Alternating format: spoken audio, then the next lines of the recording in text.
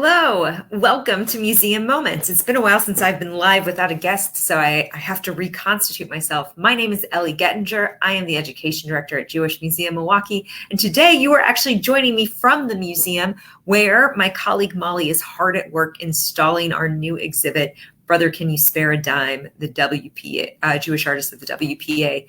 And I'm really excited about this exhibit. I think there's so many fundamental questions that it explores.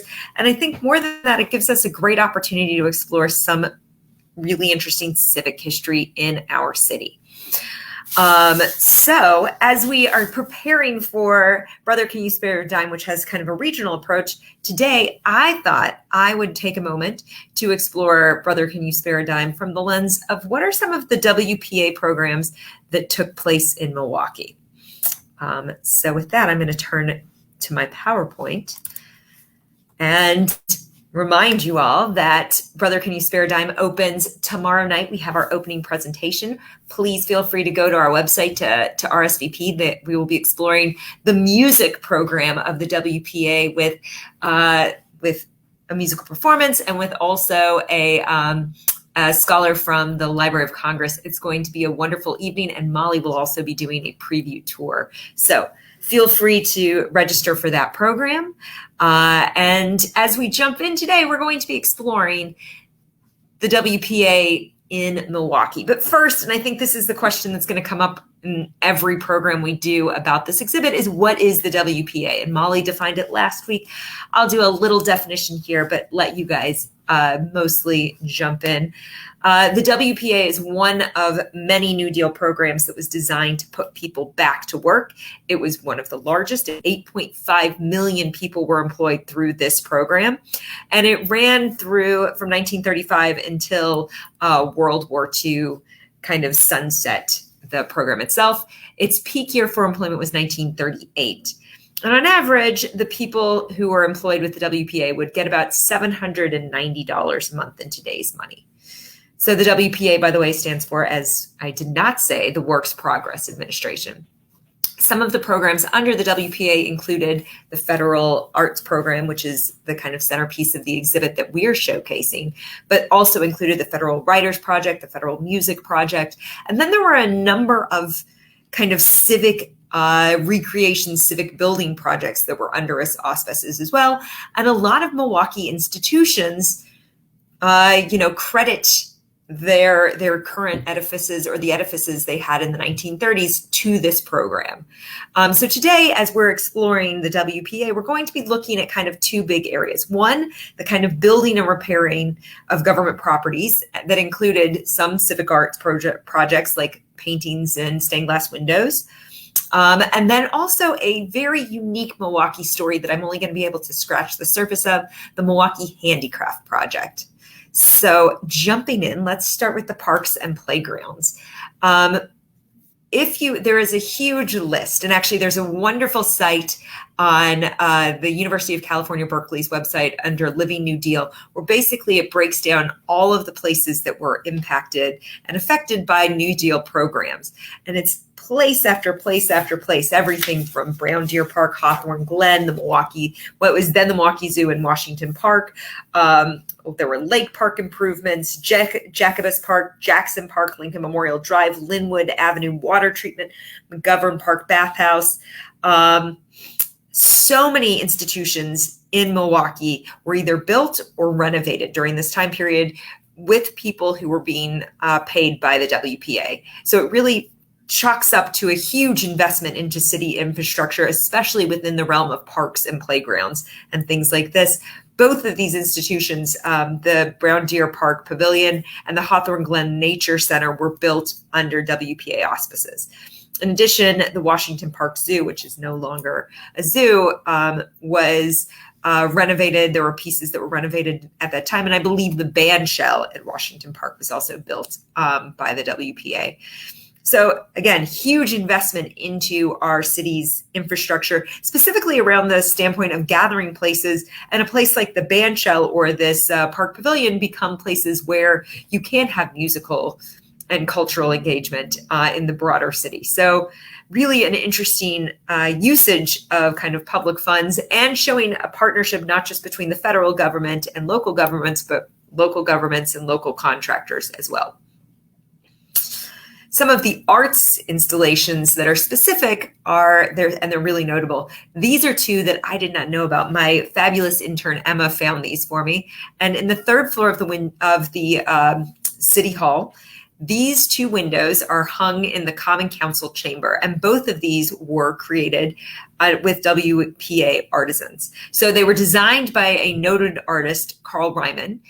He died in 1937, and WPA artist Ada Carl took over their construction. One is clearly about Milwaukee. It's got the seal of Milwaukee with a picture of City Hall underneath, and the other is about the state of Wisconsin with the seal of Wisconsin and the state capitol. And you can see they're incredibly beautiful, incredibly detailed, and bring light. They actually were in the basement of the public library and the public museum until 1978 when they were rehung. So I think it is another piece of the story of the WPA is how do we reclaim these treasures? And this gives a great example of that reclamation and, reincorporating these pieces into our civic life, because now they're hanging in the Common Council. So hopefully, as things open up, people can go visit these pieces.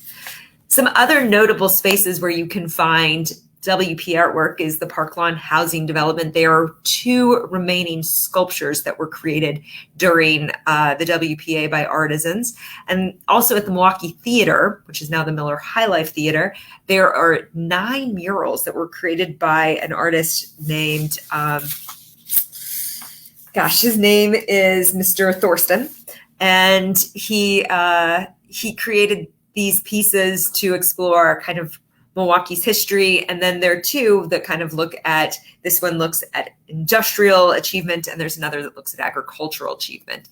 So next time you're at the Milwaukee Theater, be sure to take a look out, because these pieces were created as part of the WPA. The last piece of the kind of building renovation that I wanted to get into is this idea of renovating Milwaukee institutions.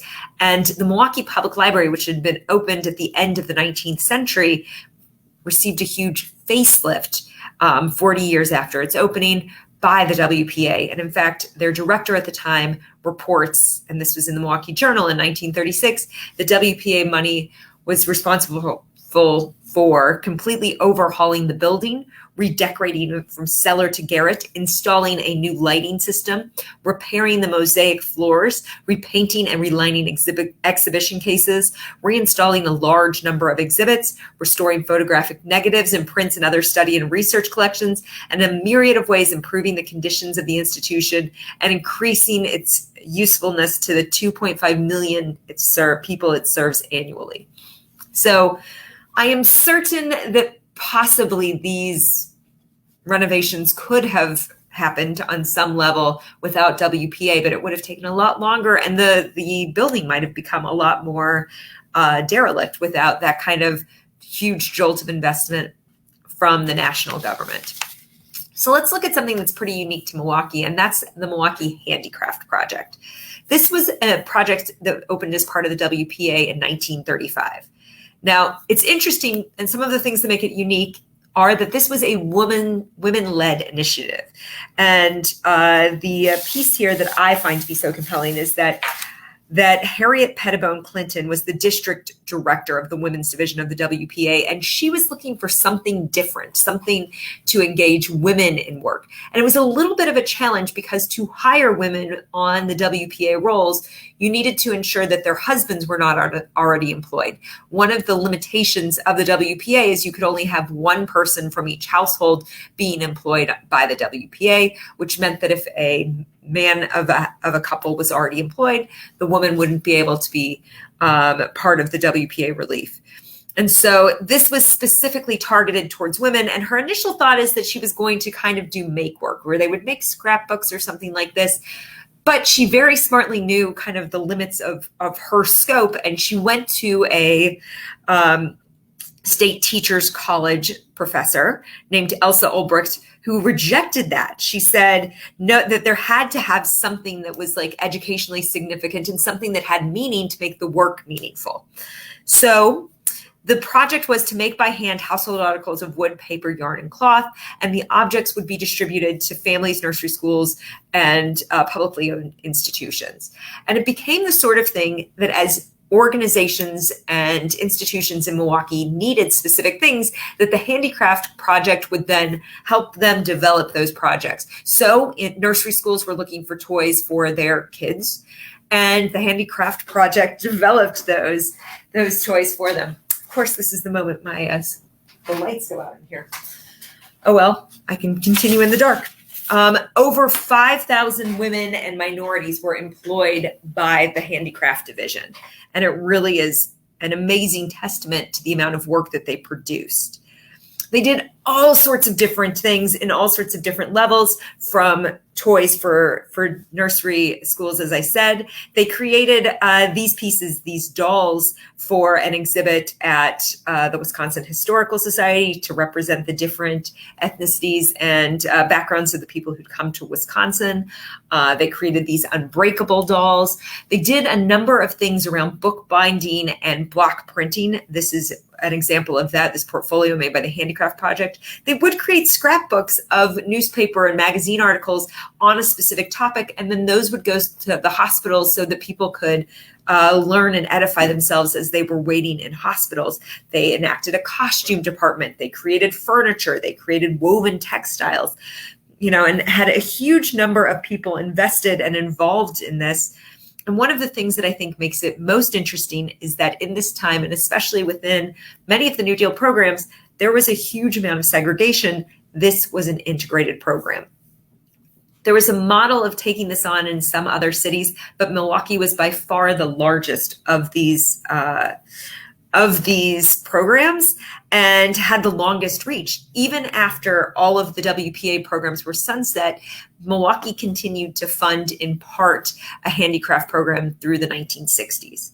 Now, many of these toys and things were played with and are no longer accessible. But I have to say, thanks to Elsa Ulbricht, who worked really hard to make sure that this collection was kept together and that these pieces were documented, much of this work is part of the Milwaukee Public Museum's collection.